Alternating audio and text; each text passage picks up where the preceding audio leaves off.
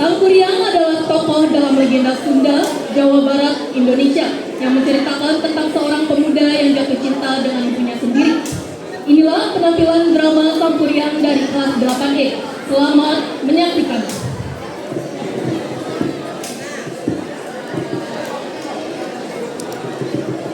Kisah Sang Kuryang di Jawa Barat. Terdapat sebuah kerajaan yang dipimpin oleh raja bernama Sumbi Perbangkara. Ia mempunyai seorang putri manis bernama Dayang Sumbi.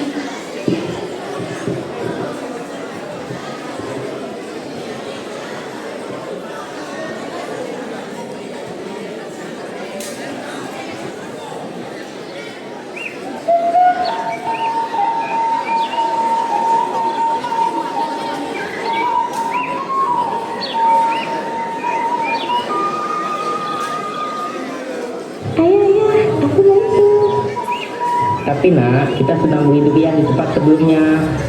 Ayah, aku mau Dayang Sumbi kecil sangat dimanja. Semua permintaannya harus selalu turuti. Meskipun demikian, raja tetap sayang kepadanya. Iya ya.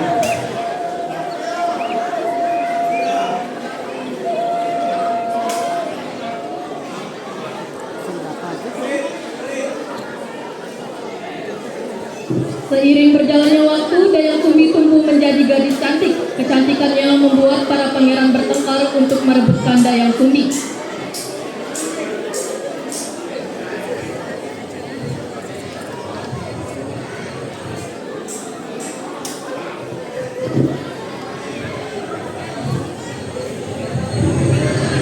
Siang hari ini mataharinya terik sekali.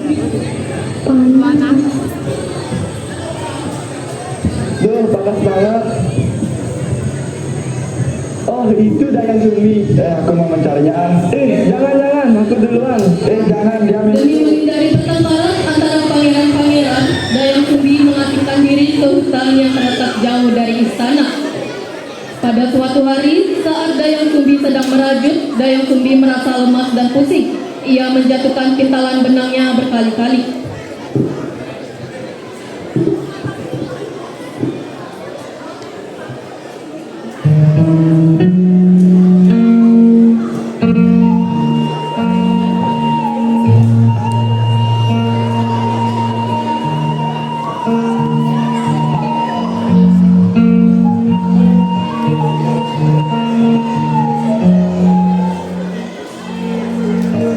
Aduh, jatuh lagi. Aku malas mainnya lagi. Aku bersumpah, siapapun yang mengambil bunga benang itu, jika ia laki-laki, akan kujadikan suami. Setelah kata sumpah itu diucapkan, datang seekor anjing sapi yang bernama Tuma. Ini pintalan benangnya, Tuan Putri. Kenapa harus seekor anjing? Aku tak mau. Aku harus melakukan sumpahku dan menikahi anjing ini.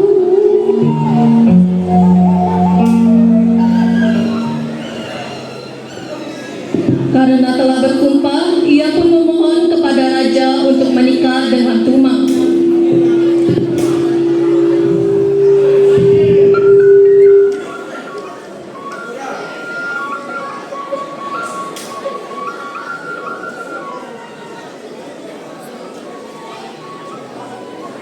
Ayah, aku tahu ini aneh. Namun, izinkan aku menikah dengan ayah. Apa? Kau ingin menikahi seekor anjing? Untuk nama baik istana saja kamu ini. Kasih ayah, izinkan aku mohon. Aku bersalah telah bersumpahnya. Tidak, pergi saja kamu dari istana ini.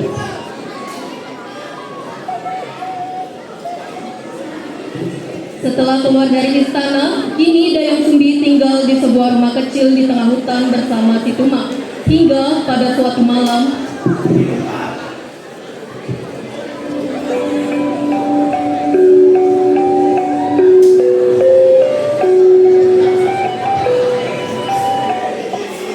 Dayang Sumbi, Kau siapa? aku adalah wujud dari Tumang, Dayang Sumbi. Dulunya aku adalah seorang dewa. Aku bulan purnama saja ada yang tinggi. Walaupun aneh, kamu tak mau menikah dengan kita. Baiklah, sesuai janjiku, aku akan menikah denganmu.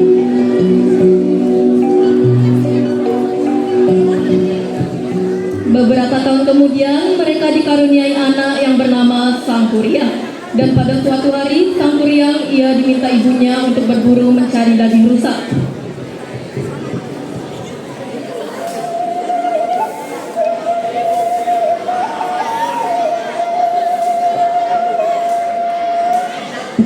Sangkuriang, pergilah mencari daging rusa untuk makan malam kita hari ini ya, dan bawalah semua bersama. Baik Bu, aku berjanji akan mendapatkan daging rusa yang sangat besar sekali untuk makan malam nanti.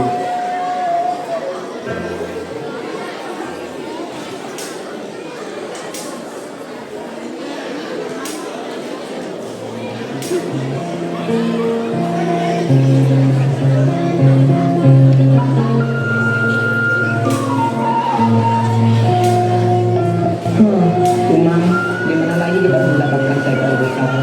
Dari pagi sampai sore kita sudah menjelajahi hutan ini, tapi tidak menemukan pun satu rusa. Jika seperti ini terus, aku harus membunuh Tumang untuk makan malam nanti. Jika begitu, maafkan aku Tumang.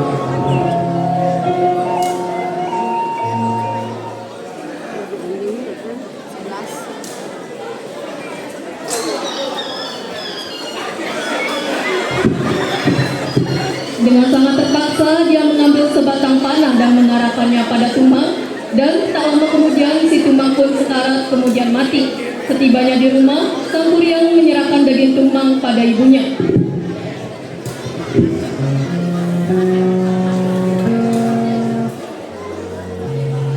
Ibu, ini daging yang kau minta. Wah, terima kasih anakku. Tapi Tumang di mana? Bukankah tadi dia bersamamu? Maaf Bu, sebenarnya daging itu bukanlah daging rusa, melainkan daging Tumang. Aku melakukan ini karena terpaksa Ibu. Apa? Kau tidak seharusnya seperti itu, Sangkuriang. Kau benar-benar tega sekali. Aku saja kau yang sini. Dan jangan datang lagi.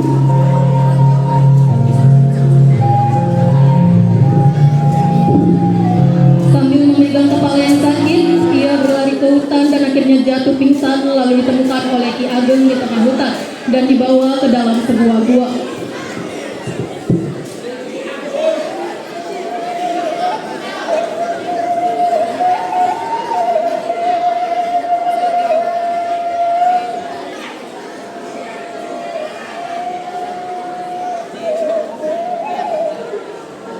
Hah? Kakek siapa? Tenanglah anak muda, nama kakek Ki Ageng. Kakek adalah seorang petapa di sini. Kakek menemukanmu di tengah hutan saat kamu pingsan.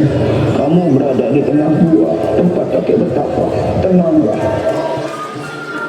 Baiklah Kek.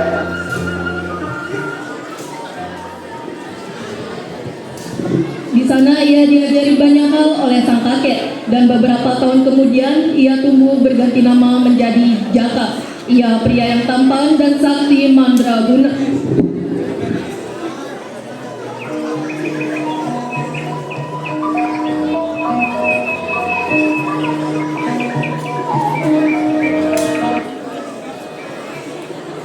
Kek, sekarang aku sudah beranjak dewasa. Terima kasih ya Kek, karena telah mengajariku banyak hal. Iya, Jaka, sama-sama. Kamu mau pergi ke mana? Begini, Kek, aku penasaran dengan asal-usul diriku. Boleh tidak aku pergi berkelana untuk mencari tahu siapa diriku yang sebenarnya? Baiklah, tapi berhati-hatilah Jaka. Terima kasih banyak ya Kek.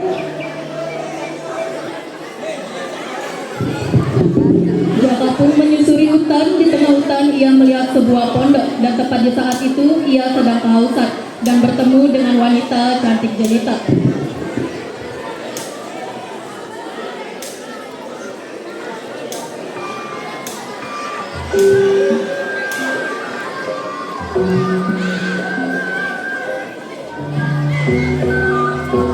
Permisi, apakah di sini ada orang? Apakah saya boleh meminta air? Ya, oh tentu saja. Tapi siapakah dirimu? Terima kasih. Oh, namaku Cakra. Siapa namamu? Kau terlihat begitu cantik. Kamu bisa aja sih. Namaku Dayang Sumbi. Namanya sesuai dengan orangnya. Terima kasih ya Jaka. Ini kau dari mana? Dan mau kemana? Aku dari suatu tempat yang jarang orang kunjungi. Aku ingin mencari asal-usul diriku. Dan sekarang aku sangat lelah. Oh, kau lelah. Mengapa tidak tinggal di pondokku saja untuk sementara? Hanya ada aku dan bibiku di sini. Terima kasih ya Dayang Sumbi.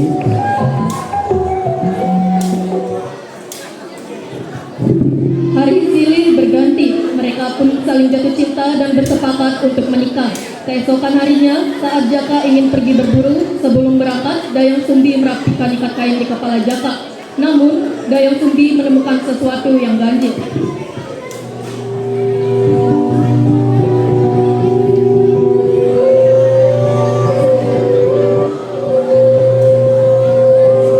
Jaka, sebelum kau berburu, biar kau rapikan dulu ikat kepalamu. Baiklah. Bekas luka ini, mirip dengan bekas luka di kepala anakku sang kuliah. Tapi apakah benar dia anakku? Sebaiknya langsung kutanyakan saja. Kenapa ada bekas luka di kepalanya Jaka? Aku tidak tahu kenapa. Yang pasti, hatiku hanya untukmu Dayang Sumbi. Kau harus menikah denganku. Jawabannya itu tidak dulu ya. Ini harus aku pikirkan matang-matang. Tidak apa-apa kan Jaka? Ya sudahlah kalau begitu. Aku pergi berburu dulu. Iya, hati-hati ya Jaka. Ya ampun, bagaimana ini? Aku harus menikah dengan anakku sendiri. Bagaimana kalau begini saja? Akan kuajukan 2 syarat ke Jaka. Jika ia bisa memenuhi, dia akan berhasil menjadi suamiku. Dan jika tidak, ia akan gagal. Ya, begitu saja.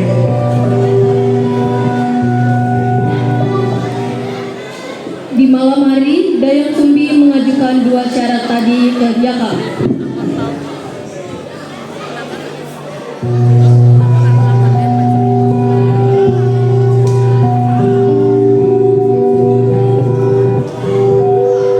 Jaka, jika kamu bersikeras ingin menikah denganku, kamu harus memenuhi 2 syarat ini. Apa syaratnya? Katakanlah. Kamu harus membuatkan aku sebuah danau dan perahu.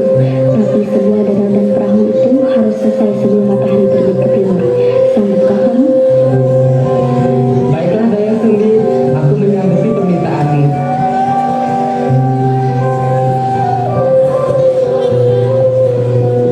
Setelah itu, Jaka pun pergi untuk menyelesaikan tugasnya dan meminta bantuan kepada para makhluk halus.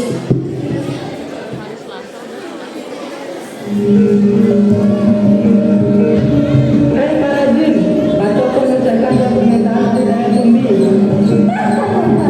Apa permintaannya? Kami siap membantu. Ya, dari membuat danau dan perahu sebelum matahari terbit ke timur. Ya, gampang itu.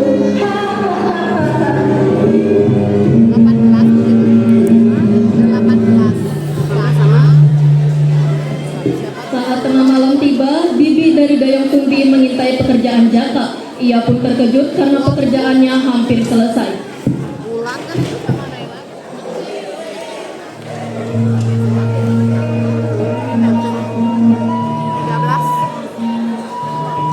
Oh tidak, ya ampun, 2 permintaan Dayang Sumbi hampir dikabulkan.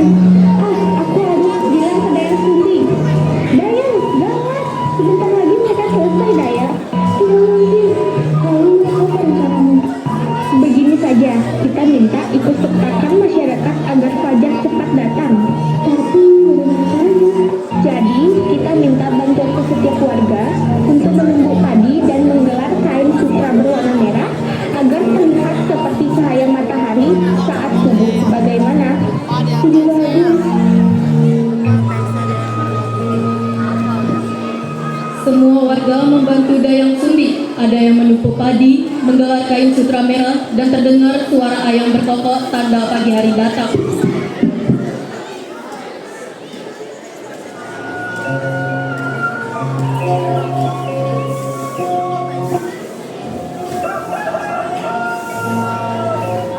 Sangguryang, kau gagal menyelesaikan tugasmu. Kita balas kau nikah.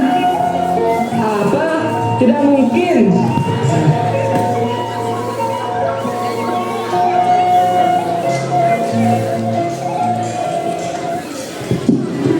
Demikian legenda Sangguryang yang berasal dari Jawa Barat. Pada akhirnya, Jaka gagal memenuhi syarat untuk menikahi Dayang Sumbi dan ia sangat marah dengan kecerobohannya. Pesan moral yang dapat kita ambil adalah bahwa legenda Sangguryang mengajarkan kita tentang pentingnya kesadaran diri, kesabaran, dan menjaga batas-batas keluarga untuk hidup yang lebih bijak dan bertanggung jawab. Sekian penampilan drama Sangguryang dari kelas 8E. Dela Ero kelas, terima kasih.